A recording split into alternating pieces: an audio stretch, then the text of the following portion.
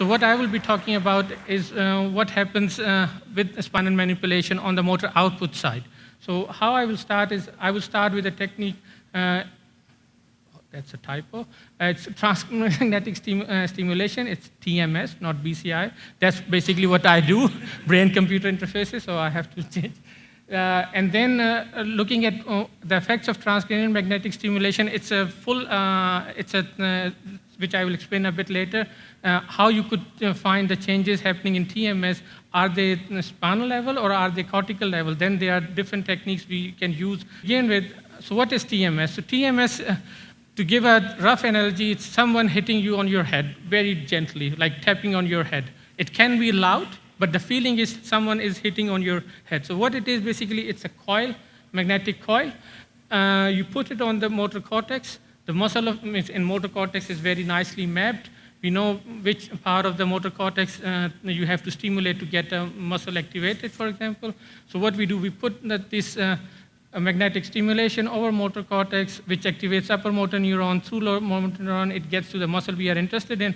And then again, we end up being some squiggly lines. And we, as an engineers, are very happy whenever we get these squiggly lines, because now we can work with it. So I don't care how you feel, but I do care how these things change. Because what my job is to make sure these things, what we are seeing, are real, are not artifact, or doesn't take some pushing of the electrode or make it work happen, but never mind. So my job is to make sure these squiggly lines are done in a proper way, that we can replicate these studies in other labs, as Kelly have mentioned, so that other people can read our paper and also can reproduce, which is a big part of us as a scientist. So coming back, so TMS can be used as a quantification tool. So mainly, as Heidi started her talk, like what we are looking at the neuroplastic effect of chiropractic chair. So TMS can be used as a tool to measure neuroplasticity of your corticospinal tract. And also, in some cases, I think Bernie did mention about RTMS very briefly. It's been used as a tool, as a therapeutic tool. For example, people with depression, there are certain parts of the brain where you zap their brain or basically fry their brain out. You do see some changes. That's, sorry to Professor Paul Hodges, that's my working with chiropractors have changed my language of explaining different things. And so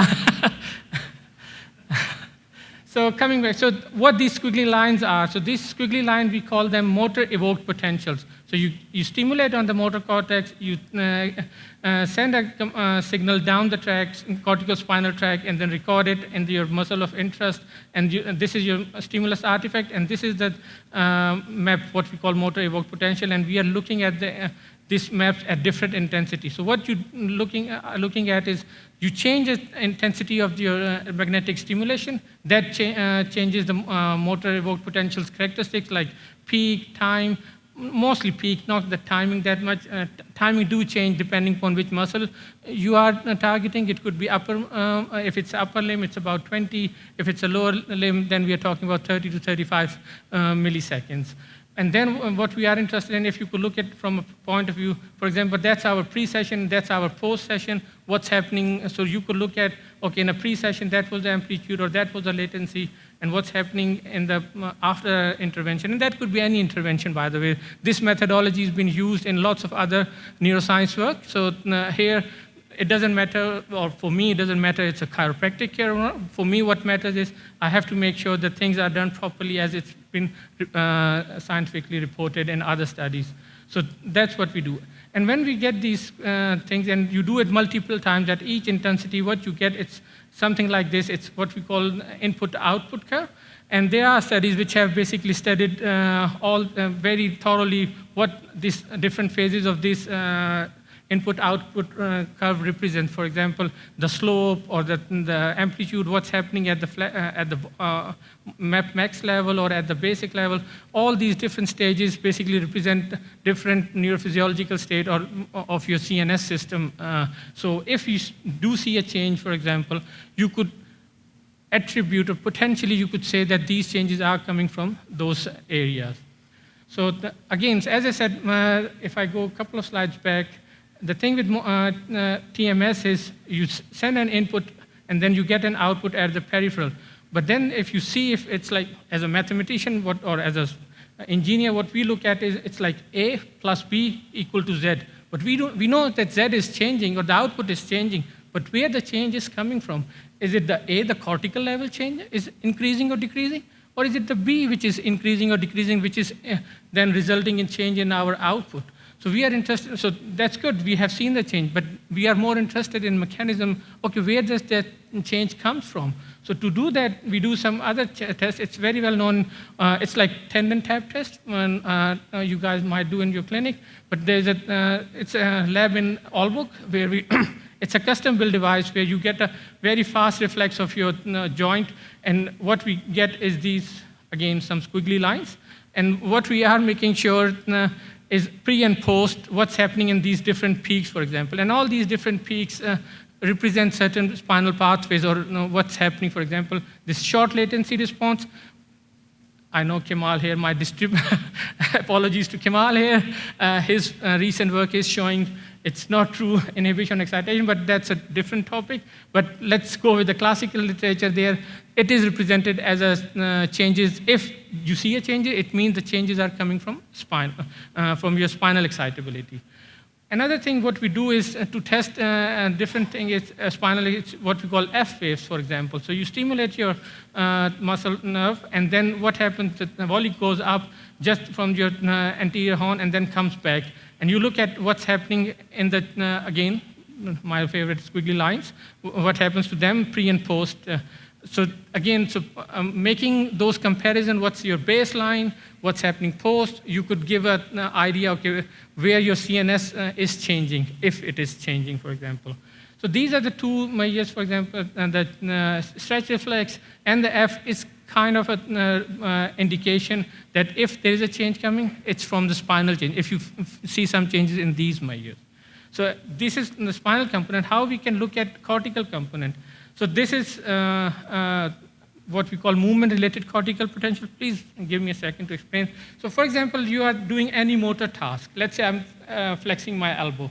So what you see is 0 is a time instant. So 0 is the instant when I would start flexing my muscle or flexing my elbow. So in your brain, almost 1 to 1.5 to 2 seconds, even before you start doing it, there is a signal generated.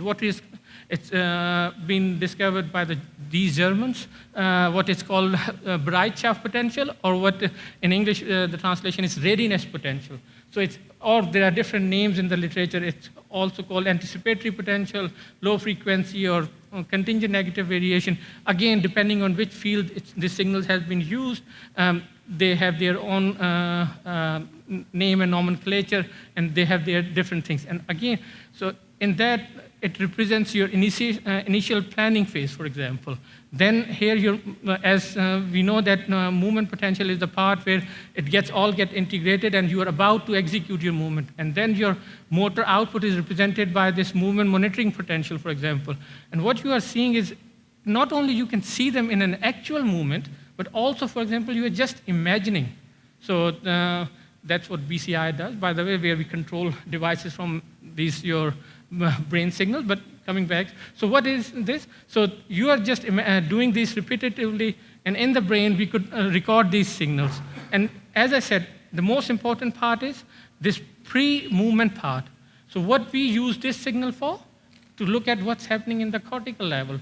So rolling back, TMS can be used to look at overall changes, but now we have a method where we could look at, okay, the changes in the overall part is coming from spine, or overall changes are coming, or which is contributing more. So I have explained you that methods how we could look at those things. So now I will go a bit ahead and study where we did look at simple question. Does you see a changes in the cortical drive, for example. So what we did in upper limb, APB muscle, and also in your lower limb, TA muscle, Y APB and Y lower limb. I had a joke, but I will skip that. It's mostly studied muscle in most of the literature, and also it very well correlates with the previous work of Dr. Benedict Murphy and Heidi, and the work we have been continuously doing. So what we found, again, similar. So you have session 1, where the chiros are allowed in the room, so they assess the joint dysfunction. So it's most of our studies, by the way, not blinded, but when they are in the room, I'm outside, so I'm blinded what they are doing. But once I'm in the room, they are out, so they don't know what I'm doing. And when we come to the phase of analysis, they are not allowed to enter into my office. I have a security guard, and I'm from Pakistan. If someone try to enter my room, I know the ways how to control them. So, yeah. So please agree with me. If you don't, no, never mind. So what we do, there's assessment, and you do baseline TMS my year. So again, another point I want to make here is most of our chiropractic care given to the participants is what we call a pragmatic approach. So we do not dictate to our chiropractor, you have to do this, like only L5 or but not B5. So L3 or C3, whatever different things, just, no, there's no B5, I know. So we do not give them any specific instruction, just the instruction they have, treat him as if he have come to your clinic. So whatever findings you will find, please record them. So later on we could, find some correlations if we can. Not that that's the primary purposes. And then do your adjustment and just be mindful of the wires coming out of their bodies because they are doing. And then again, post-TMS measures. Same, they come, we do it for, most of our studies, we have a control. So as Benny very nicely explained, that's a challenging part, but what we do is passive head movements or the control for touch, control for time, control for taking the body to the position where you would do adjustment, but not giving the crack. No. But just taking, so all the, sorry. I have so many stories coming to my head, but just... So anyway, so what we do, so we just do not manipulate the joint. We just keep it there. So that's a control, or what we call passive head movements as a control. So, but then they come in a third session where we do the same thing and look at the other measures. As I mentioned, okay, we found out, okay, there is something happening in the TMS. Now we will be interested, okay, where the change is coming. Is it from the cortex or is it from the spinal level? So we measure those changes again in the same paradigm again. And same happens for the control as well. As Bernie says, it's very nice. This slide shows you 5 minutes, but just to make this slide, it takes you months to get to and to say that. So just the results. For example, for an TA muscle or lower limb, this is across the subject. So what you see over the control, they're almost on top of each other. So you don't see any change in the whole input-output curve. Whereas in the chiro care group, you see at the max levels, you have a massive increase. I think we had 44 or 45% change. I know the standard deviation is quite high, if some statisticians are sitting here, but the best thing about that thing is they were all in positive direction, but they have massive. So someone had changed from 20% to 160%. So it's not a standard deviation. I know that statistically that's a nightmare for you to handle standard deviations, but that's the life how you go about it. But anyway, coming down, so again, you make those input-output curves, look at those characteristics, and then you make certain assumptions what's happening, where the change is happening. This does give us a clue that, yep, it could be something happening at a cortical level, but that's just a clue. I cannot say that. So what we do, similarly, we did it for upper limb as well. Same thing. You have sorry, it's been cut here. In the max, as you increase the intensity, you see the map sizes have tremendously increased. So it's about 55% on average. And again, you fit those curves and look at, it's not just mapping the raw value, but you do some mathematical modeling to look at whether those model fits your data or not. If it doesn't, then there's a problem, then you have to repeat something have been done. There was a chiro in the room. No, it could be.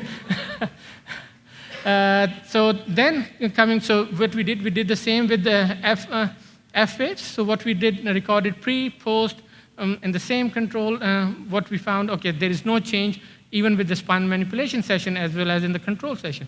So and then also what we measured was different potential of that MRCP, the V-shaped curve I showed you. It had different phases. So early bright shaft potential, late bright shaft potential of peak negativity. So the earlier planning part, the integration part, and the most negative part. What's happening to the amplitudes of those things? Again, we had a control. Just for scarcity of time, I'm just going through just the main results. So what we look at, significant changes in the peaks of those things. So based on these two results, and also what we, so these two findings, for example, we don't see any change in the F wave, but we do see some changes in the cortical signal. What does it tell us? We see a whole change. Maybe the whole change is coming, maybe, it's a big maybe, please keep that in mind.